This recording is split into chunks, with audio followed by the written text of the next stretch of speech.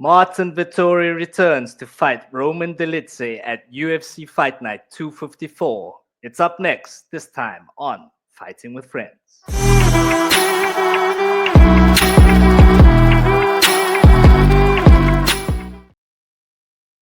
Welcome back to Fighting with Friends, the undisputed African fighting podcast champion of the world.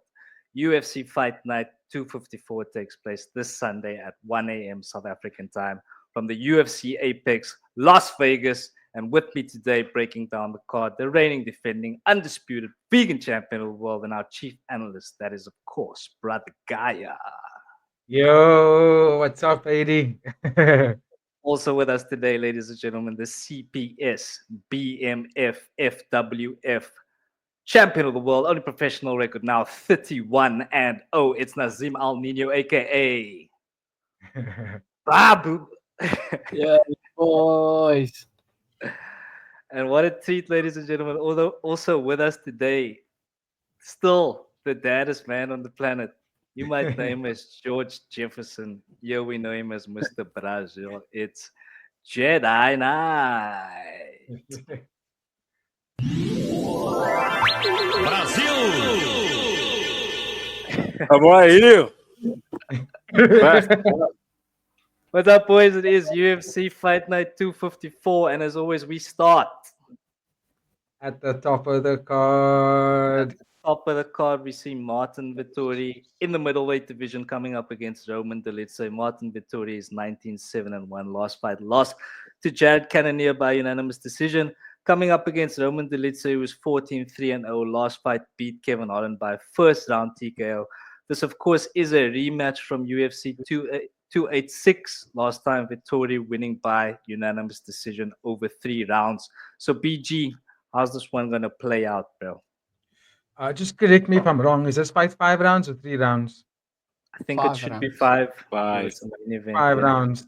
There Okay, we that go. changes a lot because going to the fight, I was going Roman Dolidze. I think the momentum is on his side. He's been more frequent, more active over the course of the last, say, 3 years.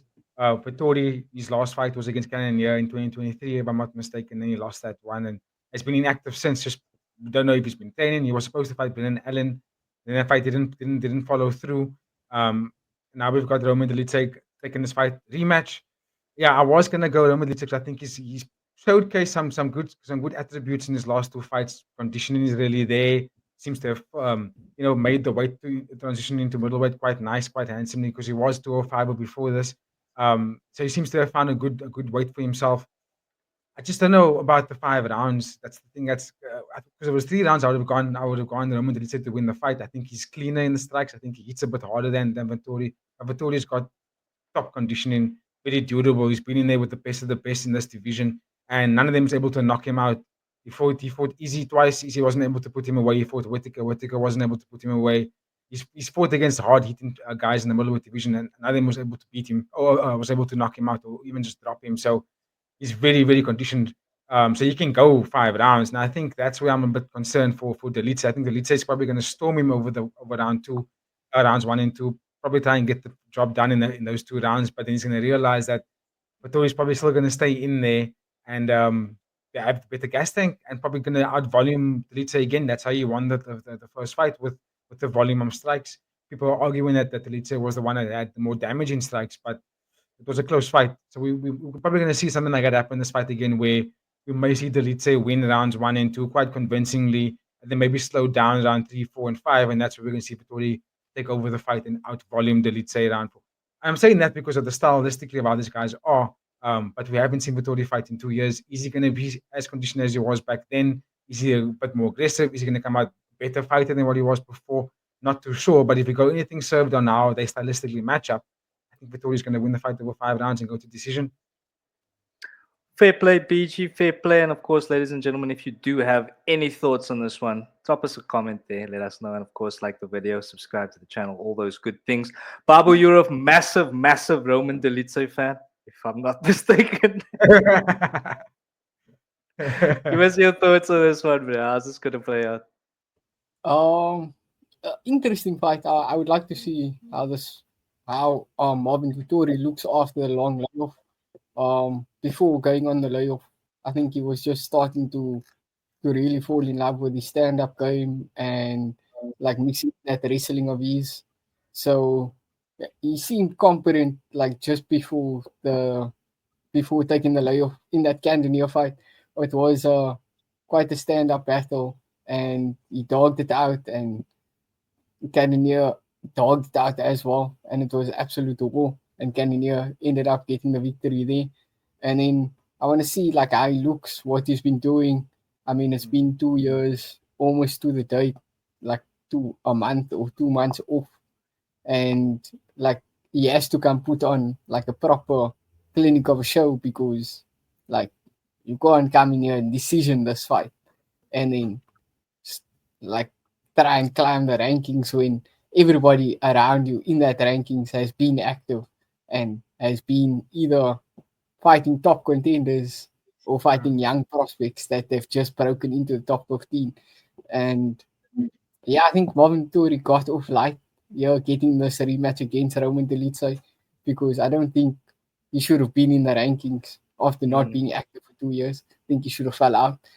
And then on the other side, my guy, Roman Dolidze. Now just got getting the KO last time out against Kevin Holland. He looked okay, but I just felt like he was one of the journey fighters that wins one, lose one, win one, lose one. Not really a title contender. Like he's just not. He's like, I guess, top 10-ish, top 15-ish, because he's like not like capped to the point where you can say like job done, but he's decent enough to get the job done against like decent fighters. But you saw in the Marvel fight that he just got outclassed basically. Marvel, not like a amazing fighter, but number one in the division now or number two in the division. So like you can see like like Dolidze is not part of that cloth. So like it's interesting to see like what the fighters, what's their performance going to look like, what's the game plan going to look like, because I think both fighters need like a proper performance and they can't really like have a grappling match and go to decision and then like fight upwards. I think both fighters need to put on a show here. Somebody needs to get a finish for them both to fight up, or either they're gonna both fight down, even if one of them wins by decision here. Especially Vettori, if he wins by decision, I don't think Dana's gonna look at him and say, "Hey, here's a top 5 contender. Let's see what you're about." I think Vettori wins. Dana might just toss like Fluffy to him and be like, "Hey, let's see what you're about," and then Fluffy's gonna KO him, and then it's like, It's a waste so of time. so it's interesting to see like how both fighters are gonna play this. I think from the Dolidze's point of view, he's just gonna try and get himself in there, try and secure another knockout, and then move it forward. But I can't speak for Tori. I haven't seen that man in 2 years. Man went on, I don't know, world tour apparently. Yeah, it's a hard sell. It's a hard sell. We'll go to Jedi Knight. Yes. What's your thoughts? What are your thoughts on this one, bro? Okay. So yeah, I I agree with Babu. Yes, look at that, but I agree with Babu and Ross also. I think both of them have to come out and put in a good performance. They can't come and try and just lay on each other and go to decision, because then it doesn't do anything for their stock. I think Dolidze has a chance to get it back here. That loss of the first fight, because he's fighting a guy who's hasn't been around for a long time, and I don't think he's been fighting. He could be training or whatever, blah blah blah blah, but that's not the same thing as fighting. It's a different thing, So I think Dolidze can get it back, especially if he goes with more output and can defend being taken down, because I think Vettori is going to try and wrestle him in this fight. I think so too, yeah. Yeah, and from past fights, you can see like when Elizeu fought Jack and Anthony, he kind of just got controlled. So he needs to try and get back up, but it would be better for him to finish the fight early. Uh, Maybe with like body kicks or some shit like that. But yeah, he needs to put the pressure on from the start, and that will be his way to victory. For Vettori, I think he's got to obviously try and control the Litzy and get him up against the fence or take him down, because although Vettori is very durable, as Ross said, I think in terms of the gas tank here, I think the Litzy is going to be better than him. I think he's going to be in there. And if it goes the distance, I would like to see the Litzy kind of piecing him up like somebody who's stuck in the mud. That's just kind of trying to block and defend whatever, and that's kind of what I see how I see the fight ending. Nicely done, Jedi. Yeah, I think I'm also inclined to agree there. I do think, like we have mentioned, the gas tank's going to be a major factor here. I think Vettori's gonna, if it stays on the feet, his gas tank's gonna be second to Dolidze. So I think he's gonna have to use wrestling to try and tip that in his advantage. Yeah. So honestly, I think whoever's conditioning is better in this fight is gonna get the dub. BG, final thoughts from you, please, sir. Then we'll keep it moving. Yeah, no, we summed it up quite nicely, and that's the best way to sum it up. It was going to be the best conditioned in this fight's probably going to win, and I think it could just be because we mainly seen Dolidze fight more frequently, but he has showed signs of looking like he's changed. Since he's been in the middleweight division, he's looking much better. He's grown, he's been evolving, and a 2-year layoff is massive. So, yeah, I think we leaving. Vettori's leaving us with a very much unknown factor, so we kind of hoping to see something out of him. But yeah, Dolidze is probably going to beat him over the 5 rounds. Yeah, inclined to agree there. I just think the more active fighter, like we've been saying, is gonna get the job done. But ladies and gentlemen, again, let us know in the comments if you have any thoughts on this one. But we'll keep it moving, boys, and we're gonna go to the welterweight division now. Here we see Chidi Njokuani come up against Elizeu Zaleski dos Santos. Chidi Njokuani is 24-10 and 1 no contest. Last fight beat Jared Gooden by unanimous decision. Elizeu Zaleski dos Santos, 25-8-1. Last fight beat Zachary Scroggin by first round TKO. So, boys, honestly, I don't know too much about these guys. Nobody knows. Nobody gives a so- Brazil don't care about sports. But Jedi Knight, what are your thoughts here, bruh? Yeah, I myself don't know much about these dudes, but it looks like by their records that they like to go out and fight really hard. I think I've seen Santos fight before, but I definitely don't know Njokuani. I'm kind of torn between the two dudes. So yeah, I don't have an opinion here. Fair play, Jedi. Appreciate the honesty. I'm sure someone who does have some insight here would be BG. So, BG, could you give the fans a little bit of insight into what you think is going to happen here, bro? I'm actually quite excited for this matchup just because both these guys come to fight. Chidi Bang Bang was fighting in middleweight before this, and he's made a very successful cut to welterweight, and he's been I think he's on a 2-fight winning streak since being in welterweight. Yes, they've gone to decisions, but he's looked good. He's got powerful strikes. He's learning how to defend the takedowns a little bit better. Whereas Dos Santos is the more explosive fighter, better grappler as well, but sometimes gets very gassed if he doesn't get that takedown. But he will shoot the whole time, which does make him a little bit more susceptible to get hit. And that's what Chidi does really well. I mean, when he fought Gooden in his last fight, Gooden put it on him in the first round, but then he sort of came back and then just started. I remember Babu and I were talking about it, and he just looked like he was in a nice flow state in this division. And what I like more about Chidi Bang Bang now is that his gas tank looks a bit better. He doesn't look like he gets tired so quickly like he did in the middleweight. It looks like he can actually go with the full round. He can go all the way with you, and I think that's where he's probably going to get the job done here.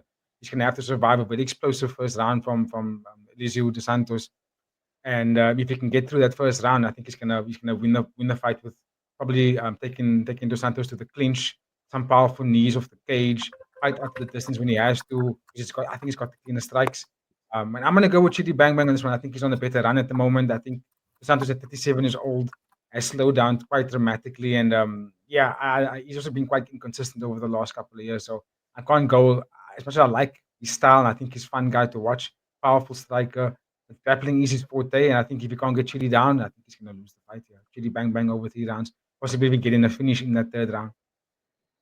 There we go, BG. Very nicely done indeed. Give thanks, BG, and let's go to Babu. What are your thoughts here, bro? I'm not too familiar with the Santos. I've seen him fight like a couple of times. But no memorable performances to be honest. And then Chidi Bang Bang. I've seen him fight a couple of times. Like BG said, he always looks like he's up for a fight. He has some liquor knockouts that I remember, and he's not a fighter that really fights to go to decision. Even when he's winning fights, he turns it up and tries to get the finish, and that is something that I appreciate out of him. And something that I was really shocked at is when I looked at his record, he's been in a shit ton of fights, and I can understand why he has losses to his name, because he does go put on exciting fights. He looks to always get it done. BG, do you know if this is his first fight at welterweight or his second? Which one? This fight that he's in now with the Santos. This is going to be his 3rd fight at welterweight. Oh, shit. So he's been accustomed to the weight cut and everything. Yeah, that's what I'm saying. Oh, that's great. That's great. Because I know the Santos, he also fought in middleweight, if I'm not mistaken. He's also 185 that got down now to welterweight. So it's interesting to see both fighters in the stand-up matchup. I don't expect takedowns to be a factor here. And hopefully Chidi can get it done in 50K with along with that. Hoping for something special here. Give thanks, if anyone's gonna shoot, it will be the Santos. Yeah, I can see it. He will shoot. And he can grapple. He's got submissions victories to his name. Oh, fair play, boys. Fair play. Any final thoughts on this one from anyone? I'm not sure. I'm actually expecting the stoppage in this fight, even though I said 3 rounds. Hope to see. Your boys gonna be honest. Yeah. Yo, on an honest note now. This is a very push card, but this is a throwaway card. The amount of losses by the fighters here on this card is insane, bro. Yeah. UFC should never ever put a card like this together. Where the only 2 names that you kind of sort of know is the main event, nobody else. Yeah. If you're not a fight fan, you're not gonna know Chidi Bang Bang. You're not gonna know anybody on this card besides the 2 main fighters. So you're asking me to sit through a main card which might be 3 to 5 hours for fighters that I don't know. For the potential of every fight going to decision, because this is the UFC and people don't have that much of a killer instinct here. People's just trying to secure a victory and move it forward. So this is a push card. And the worst thing, Babu, is that a lot of the fighters on the main card are has-beens. They're all over 35. They've some of them are cut from the UFC and come back. You know what I mean? It's mad. Yeah. It's is for the guys who were there and now basically almost going to retire. Nah, sort this out. The UFC need to sort this out. But I mean, where are these guys supposed to fight? Maybe the unranked one. What cards are they supposed to fight? That's where they are. This is the one Friday fights, bro. Yeah, at least the one Friday fights, right? Yeah. At least put some incentive on the squad then. Let's turn up the 50K to 100K.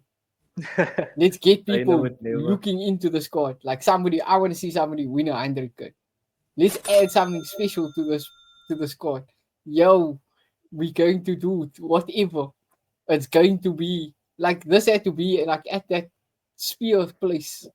I was gonna tune in to check the venue out, but I'm not there. Man, Elizeu versus Vettori at the Sphere, baby.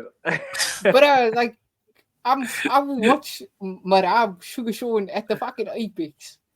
But Yeah. the Like, Elizeu Vettori, I'm not watching this at the Apex, bruh. For what, bruh? There should be free tickets for this thing. Like, you must ask people to come, bruh. But everybody needs a chance, bro. So this is the chance. This is the last chance, yeah. But okay, boys. Okay, boys. Let's quickly just move back to business for a second. BG, gonna give it to you for a few minutes just to take us through the rest of the card, please, sir. I will try. I've just got insight on the two fights that are taking place. As you can see on screen, they will start with Alexander Hernandez taking on Kurt Halabo. And yeah, like Babu was saying, it's a bit of a sparse card in terms of entertainment and cool fighters to watch. But we got these two gentlemen on here, and there's a little bit of background on these guys because they have been in the UFC for quite some time. Especially Alexander Hernandez with a record of 15 wins, 8 losses, no contest. He's got 6 of those wins are by KO, 2 wins by sub, but a little bit of a topsy-turvy career in the UFC. Has been very, very inconsistent. Just have struggled to put together a good run of wins. It's just win, loss, win, loss. In his last fight, he beat Austin Hubbard by split decision, which is also Austin Hubbard was also a long-standing member of the UFC. I think he's actually fighting on this card, if I'm not mistaken. He's taken on Kurt Halaba, who's been in the UFC since the Tough House season 31, if I'm not mistaken. Made it all the way to the semis in that tournament. His record is currently 22 wins, 8 losses as well, 0 no contest, 8 wins by KO, 10 wins by sub. Quite aggressive fella, but also has been a little bit inconsistent in the UFC for as long as he's been in there. I think his last fight, he beat Keenan Krusowski by unanimous decision. Don't even know who Keenan Krusowski is, to be honest with you. But in this fight, how this fight's going to stand up, Hernandez is probably going to try and box, probably try and keep the fight standing. Holloway is probably not going to give him a chance because Hernandez is going to realize that Holloway is tough as nails, very durable kind of guy. You have to put him away to beat him. You have to either choke him out to do something where he's going unconscious for you to beat him. But he's super aggressive. I like his attributes in terms of fighting off the cage in the clinch work and taking people down from there. And I can see the fight going that way. And then he's probably going to get tired after round 1, and Holloway's going to grind him out into decision. Maybe even finish him in the 3rd round, like a late finish. We might see that, some ground and pound from Kurt Halaba. But okay, 80, we keep it moving to the fight below that one. And we have Damon Blackshear. He's taking on Cody Gibson. Damon Blackshear has also been in the UFC quite some time. Fought Cody Staman in his last fight. He actually won that fight by sub. And then he also fought Yusuf Zalal. It was the last fight that Yusuf had before he actually got cut from the UFC. Damon Blackshear, 15-7-1 in the UFC, 2 wins by KO, 10 wins by subs. Very aggressive grappler, loves to put on the submission game. He's taken on Cody Gibson. Also has been in the UFC for quite some time. His record is 22-10. Got cut from the UFC in 2015. Came back in 2023, and he's been on a bit of a fighting streak since then. 2 wins, two fight win streak. He's also been in the Tough House along with Kurt Halaba on that was season 31. And I like Cody's style a bit more than Kurt. Very aggressive, loves to fight with the front foot, got good kickboxing, not a stranger to the grappling game. He doesn't mind going there, and he's got good ground and pound. And that's where Damon Blackshear is probably going to try and take the fight. And we might just see an ultimate grappling match in this fight. But if the fight keeps standing, I think Cody Gibson's got a very good chance of winning the fight on the feet. But if he gets taken down, he's not very good off his back. Doesn't have the best escapes from the bottom. And Blackshear is a top dog when it comes to submissions, and I can see him get the job done. Also probably by decision, but I expect a submission win from Damon Blackshear. If he doesn't, we're going to 3 rounds. Nicely done, PG. Because your people want to say, because I know the people pay. That's all I have, unfortunately. This is the card, like as Babu said, it's not making me want to wake up to watch it, to be honest with you. Give thanks.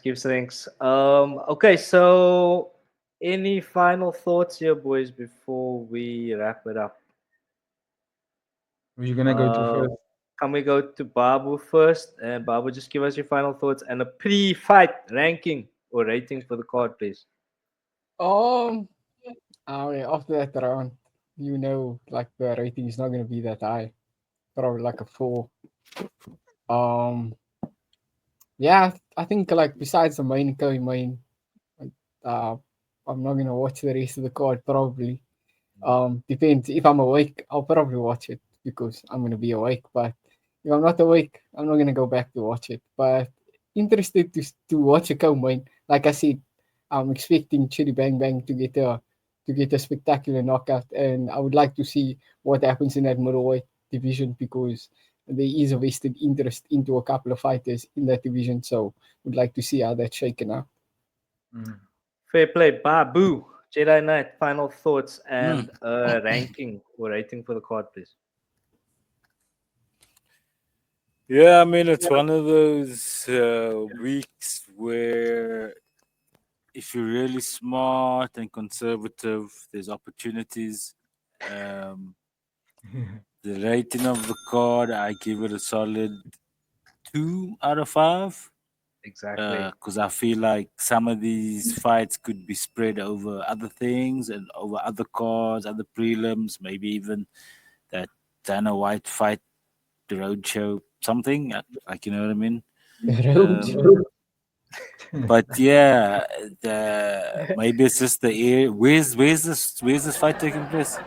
Apex. Apex. Oh, okay.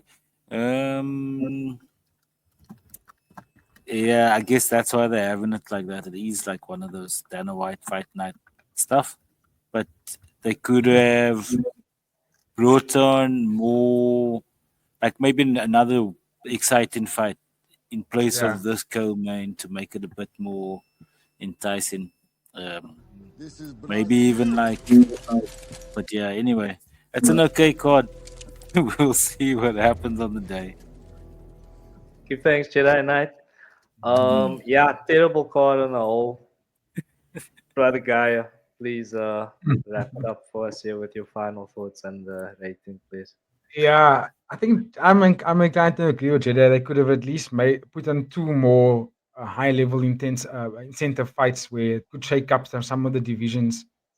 What's They up, could have Babu? used next Yeah, week's like another rank some of fight. next week's fighters, some of next week's Even- fights this week, and some of this week's fights for next week. Yeah. Okay, I see. I think they could have just brought in another ranked fight to make it more exciting.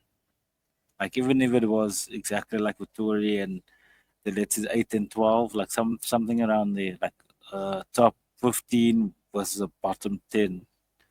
Makes Gunnar sense. Nelson, Kevin Holland could have been Yeah, on like the co-main for this, if not exactly. like just a fight on the main Oh, card. Gunnar Nelson, throwback, no bro, heavy Oh, throwback. At least somebody know his name. You know what I mean? Yeah. BG, the rating for the card, please. Rating for the card. Yeah, I'm gonna also start it off with a 4. I hope that it goes up at the end of the night, but I'm not holding it to it for there to be any sort of finishes. I expect this card probably to go for quite some time. We see a lot of decisions take place here. Yeah, no one really. I believe on John Anik and Clint Florian podcast, they were highlighting this Kevin Valeos lady from Argentina. So I'm gonna pay attention to that athlete as well and see what's up with him. But yeah, I'm not expecting it to be overhyped. But if it is, then oh, praise the Lord. Praise the Lord. Nicely done, BG. I'm gonna go with a 3, ladies and gentlemen. I think that giving this card a 4 is an insult to all 4s all over the world. So I'm gonna go with a 3 here, hoping for it to be raised by the post fight. But ladies and gentlemen, of course, if you have made this far in the video, please don't forget to like, subscribe, and share the video. Joe Rogan. Have a wonderful week. We'll be back with the recap. So, of course, from myself, BGBB, Jedi Knight, all of us here at Fighting with Friends, we'll see you next time. Goodbye, everybody.